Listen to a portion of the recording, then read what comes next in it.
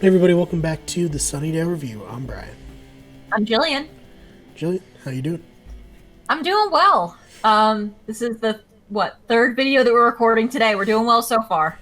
Yes, powering Woo. through. Not tired or anything yet, so just keep that energy with Yes. Triangle, Season 5, Episode 11. Originally aired January 9th, 2001.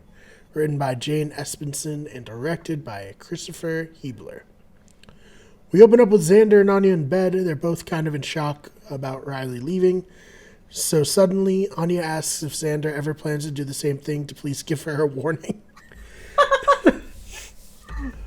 Anya wonders if it isn't Buffy's fault and talks about how she would have to.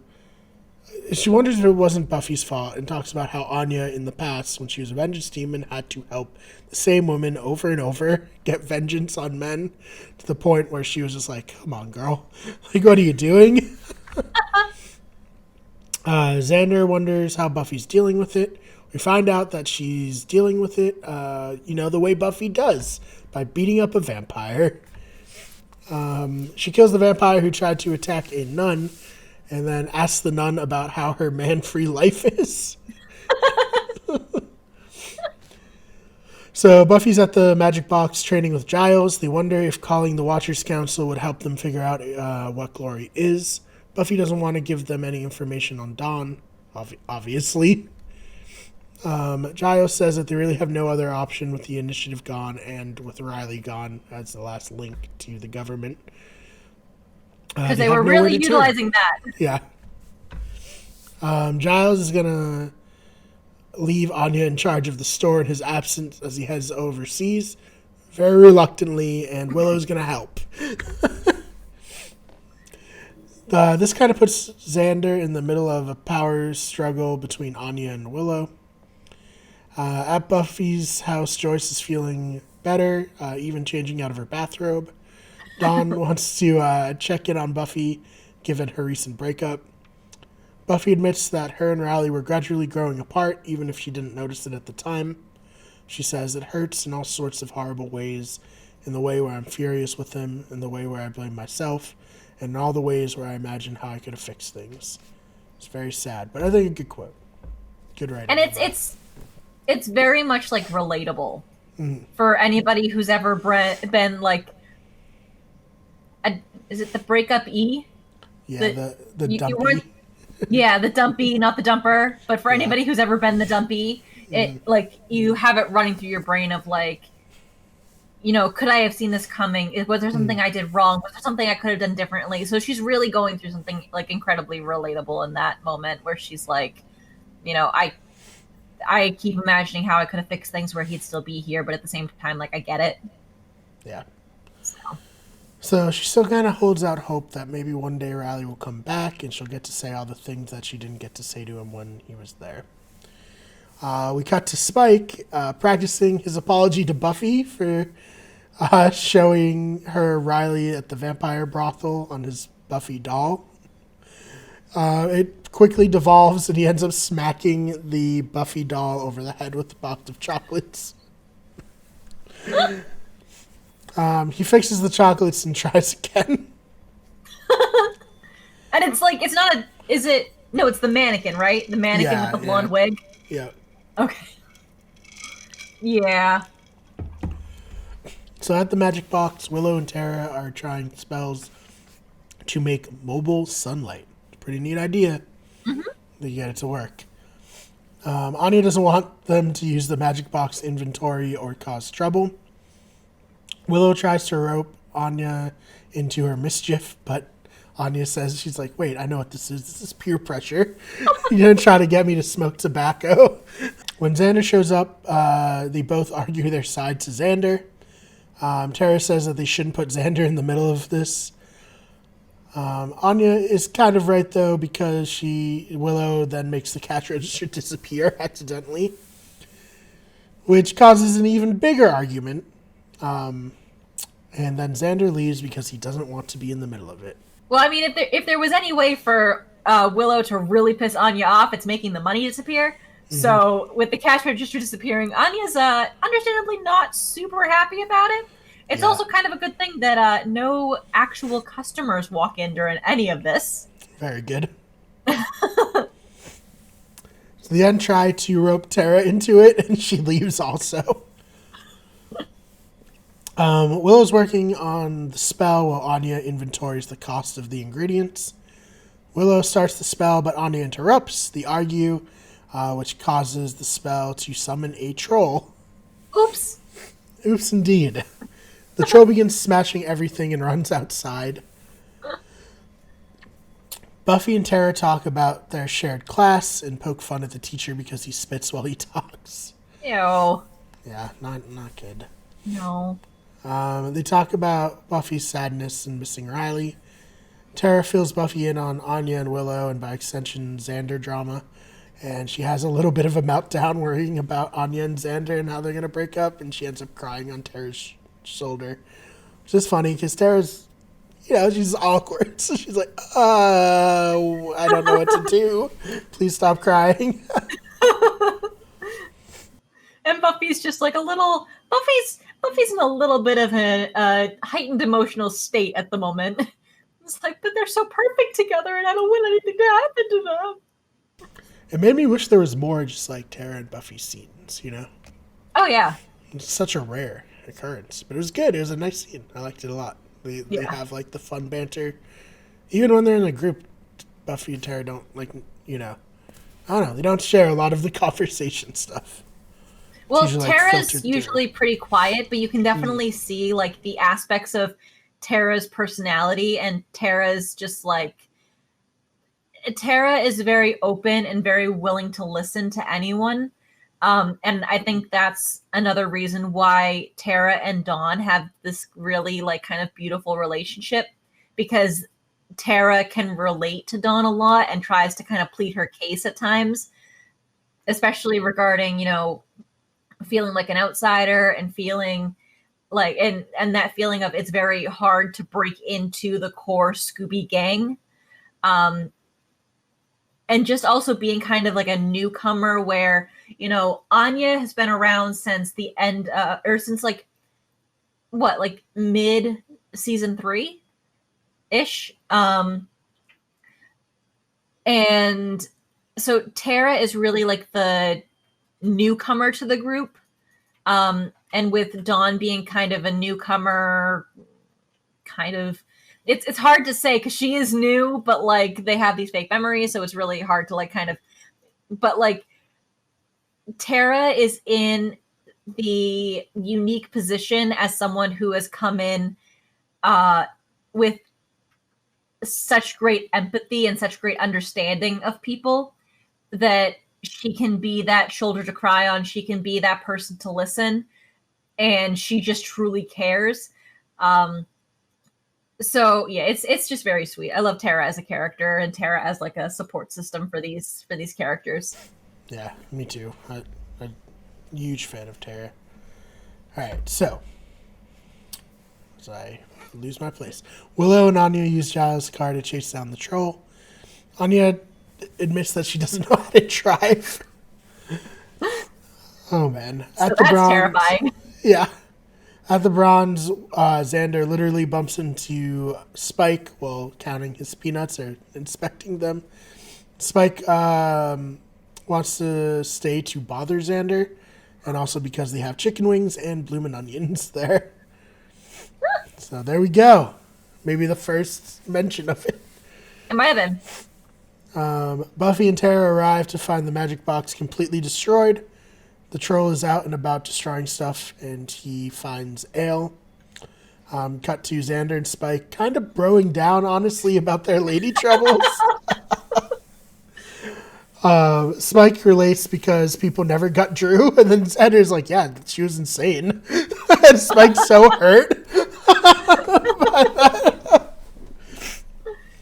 Oh, man.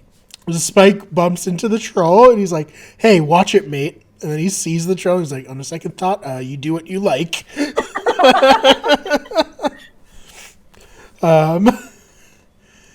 The troll's looking for babies to eat. Xander honestly does try to like be like, hey man, maybe instead of that we eat like lamb meat. Like, there's bloomin' onions here. Like, and the troll's just like, no. And Xander's like, should I get Buffy? I feel like I should get Buffy. He's like, unless you want to fight him. And Spike's like, you see, I have a really big case of not really caring. So classic Spike. It reminds me of last season, that weird episode where Buffy and Riley make like the house turn into the plants with the ghost at the party. Oh, yeah. Like, someone needs to go back in there. And Spike's like, I'll do it. I know I don't seem like the type. And then he lists all the reasons. He's like, on second thought, yeah, I'm not going to. Talks himself out of it. Yeah. Oh, man. Anya and Willow show up, and then Tara and Buffy show up, like, right afterwards. Well, like, when Willow comes in, she sees the troll. She's like, oh, I wish Buffy were here. And Buffy and Tara come in. She's like, I wish I had $1 million. They all just look at her. She's like, I had to try it. Oh, man. So Willow goes to put the troll back into the crystal. The troll is angry that Anya, who he used to date, turned him into a troll for cheating on her, and that's how she became a vengeance demon in the first place. Mm-hmm. Hoffman saw that and was like, I like the cut of your jib. Here's a job. So witches are the ones who ended up entrapping him in the crystal. Willow tries to trap him again, but it doesn't work. So Buffy and Spike begin to fight the troll. They're getting tossed around while the troll destroys the top level of the bronze, a part of which falls on Buffy. This allows the troll to escape. Buffy gets untrapped and begins helping people along with Spike. Buffy gets upset with Spike for being proud of not drinking any of the blood from the victims. She's like, what are you doing? He's like, I'm not, what was it, like, stealing a taste, if that's what you think? I actually trying to make her feel more comfortable. And he's like, do you expect an award for not drinking the blood of disaster victims, Spike? Oh, man. So Willow and Anya are trying to find a spell to turn the troll back. Willow is worried that Anya is going to hurt Xander if they break up. Anya says she won't, but Willow is not convinced. However, Anya is more worried that Willow will hurt her generally. Anya knows that Xander and Cordelia broke up because of Willow. But Willow's like, that's not a problem anymore. Like, I figured it out. I'm gay. I'm not into that. Yeah. Basically, they both realize that they just want what's best for Xander. Mm-hmm. The troll returns, and Xander shows up and tries to rescue them. He gets knocked down, but he does land a punch on the troll. Which the troll seems pretty impressed with that and Xander's courage. But Xander's pretty badly beaten. Doesn't he, like, break his hand or something? Yeah, in a minute he does. The troll likes that Xander can take a beating, and he says that he'll only kill one of the women, but he has to choose which one. Xander refuses, so the troll breaks his wrist. Yeah. Anya asks for the troll to kill her instead. Buffy arrives, and her and the troll fight. Anya tries to distract the troll by needling him from stuff from their relationship. The troll knocks Buffy down and actually does get distracted by Anya, which allows Willow to use the spell to take the hammer away. It's a very fun scene. He's like, will you stop? 1,000 years and you're still so annoying. Oh, man. The troll asks Buffy what she's fighting for. Xander and Anya are clearly not meant to last and will end up breaking up. This really pisses Buffy off, and she knocks the troll out. Like, she just goes super Slayer mode. Just beats the crap out of him. Oh, man. So they end up sending the troll to the land of the trolls. Buffy puts the hammer on the counter, and it breaks the glass just to add more destruction to everything. Buffy ends up crying about Anya and Xander being together and how happy she's for them, but sad for herself. We cut to Giles being back at the Summers house. He wonders how bad it would have been if he had been gone for longer than 3 days. Bad. Just bad. The council doesn't know what Glory's up to, but they're going to look into it for them. They talk about the key being Dawn. Or they talk about the key being Dawn. And then Dawn doesn't hear that part, but she hears like the rest of them talking about the key as she's on the stairs. So she kind of starts to suspect there are things that they're not telling Dawn about. Such a surprise. They're not telling the 14-year-old all of their secrets. The 14-year-old... Sorry, go ahead. No, I was just saying, that's the end of the episode. Yeah. What'd you think? It's funny. I like, I think it's Abraham Ben Ruby they bring in to play the troll, and I like him in other things. He was actually in a movie called Without a Paddle with Seth Green and Dak Shepard, Matthew Lillard, Ethan Suplee, who played one of the bullies in Boy Meets World. So he played Frankie, I think. Mm-hmm. But he yeah, is in really good shape now. I don't know if he is. He's got ripped. Yep. So good for him. I always liked him as an actor. My Name is Earl, Boy Meets World. Just good actor. Yeah. So yeah, but yeah, this one's definitely like funny. It's a little bit more fun. I'll give this one probably like a 7. That is exactly what I gave it. It's a fun filler episode. Should be mentioned filler. It has no glory. It has hardly anything to do to move the plot forward. But it's a fun, like, harken back to the not so plot heavy episodes from earlier seasons. Yeah, for sure. Which is nice. All right, Checkpoint, Season 5, Episode 12, which originally aired January 23rd, 2001. Written by Douglas Petrie and Jane Espenson. Directed by Nick Mark. Again. There's a meeting at Buffy's place, which is in slight disrepair, given that she's been stretched so thin with her mom being sick. Giles informs everyone that the Watchers Council is coming to help. Buffy doesn't want them to come over for... Yeah, yay, exactly how Buffy feels. She doesn't want them to come for obvious reasons. Buffy feels overwhelmed about having to watch Dawn, which no one else really knows is a new thing. Giles says bringing the council will be a net positive since they're so lost on how to handle Glory. Speaking of Glory, we see her extremely weak. Her minions bring her a mailman who she brain sucks to regain her strength. That's just what I'm going to call it from here on out. Brain sucking.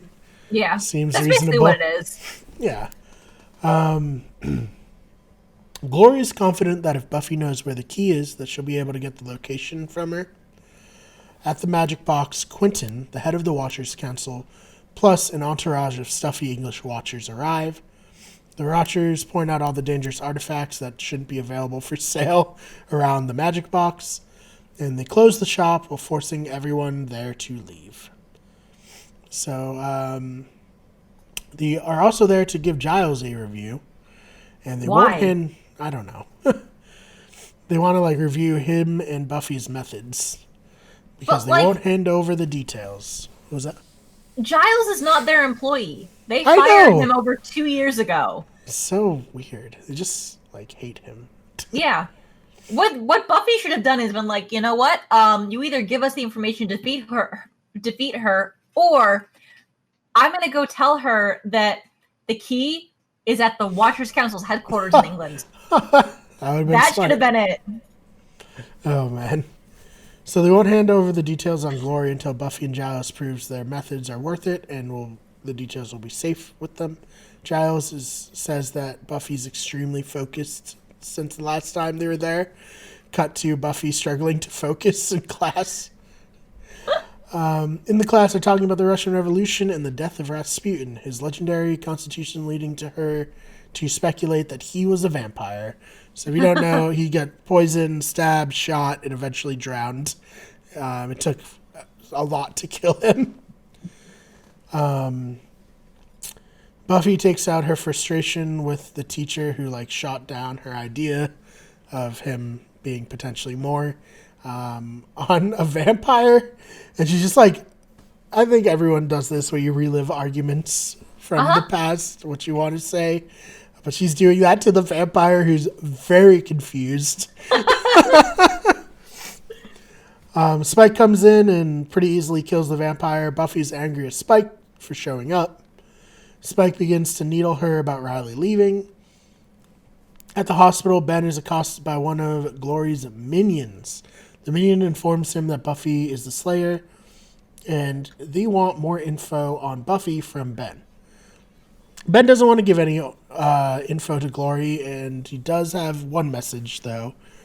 So we cut to Buffy walking into the magic box with all the Watchers, and she almost immediately leaves. She sees them all there. The Watchers question her about her methods. Quentin calls the Slayer and Buffy by extension an instrument. And Glory is a stronger instrument. Giles gets pretty upset by this, obviously. Pretty rude thing to say. Quentin threatens to close the magic box and have Giles deported if they don't work with the council. Back at Glory's place, Glory sees her minions all beaten up by Ben. She's frustrated by Ben's unwillingness to help. She says that he could get the info any way he wants. He could even bang it out of her for all she cares. The minion and Glory both agree that Ben's very attractive. He's like, he is very attractive. She's like, of course he's attractive. Glory says that she can't get her hands on Ben, which annoys her even more. Buffy and Giles are at the magic box. She's very stressed out by the test and the council potentially leaving without giving her the information she needs. The council interviews her friends. They are pretty underqualified on paper to be fighting the forces of evil. There are a lot of funny moments in this, such as Anya emphasizing that she hates demons. Tara and Willow getting worried about having to register as witches and not knowing their power level. And Xander talking about combining essences with Giles, Willow, and Buffy. He was like, it's not as weird as it sounds. And Anya's like, I was told it was strictly professional. There's also a point in there where Anya's trying to Anya's trying to not let them know that she used to be a demon. Mm-hmm. And she's like, yep, my birthday is the 4th of July, and let me tell you that if you call me a little patriot, it won't be the first time I'm hearing it, and blah, blah, blah. And so fun. She's basically trying to act like as American as possible. I think she made them like an apple pie or something, and it's this whole thing. It's really hysterical. It is. All right, so Spike says that Buffy is a couple heartbreaks away from crying on his shoulder. And also one of the Watchers, she's interested in Spike because she wrote her thesis on him. Oh, man. The Watchers put Buffy through a blindfold challenge where she has to defend a dummy from one of the Watchers while Quentin tells her how to block the attacks in Japanese, which she does not know.